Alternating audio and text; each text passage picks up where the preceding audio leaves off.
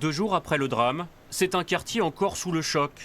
Lundi dernier, vers 15 h, une femme de 48 ans est morte après avoir chuté du 7e et dernier étage de cet immeuble de la rue des Carreaux à Vernon. D'après les premiers éléments de l'enquête, son compagnon, un homme de 44 ans avec lequel elle vivait depuis une vingtaine d'années, l'aurait poussée par la fenêtre. En face de l'immeuble, plusieurs familles qui ont assisté à la scène confirment les faits. Une amie de la victime témoigne.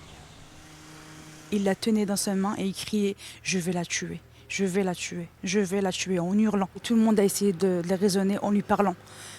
Arrête Christophe, arrête Christophe, arrête Christophe. Il ne voulait pas. Il ne voulait pas, il voulait rien savoir. Il était déterminé. Il avait dit qu'il était déterminé. Et il l'a jeté directement par terre. Selon les témoins, une demi-heure avant les faits, des policiers s'étaient rendus au domicile du couple pour une querelle de voisinage. Au cours de leur intervention, les fonctionnaires menacés par l'homme avec une machette n'ont pas pu empêcher le drame. Depuis une semaine, le suspect sans emploi et connu pour sa consommation de drogue semblait particulièrement agité. Selon plusieurs habitants, il faisait régner la terreur dans le quartier. Il a insulté les voisins, il a insulté tous les voisins. Les mamans, les papas, les parents descendaient ici en lui parlant. Tu peux baisser le son de la musique parce que c'était affreux, le tabac nocturne. Est-ce que tu peux arrêter de crier? Est-ce que tu peux arrêter d'insulter? Et monsieur, non, il ne voulait rien entendre, ne voulait rien comprendre.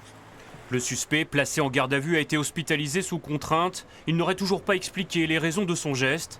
Selon la procureure de la République, il devrait bientôt se soumettre à des expertises psychiatriques. Reste à savoir s'il était responsable de ses actes, alors qu'une enquête a été ouverte pour homicide volontaire.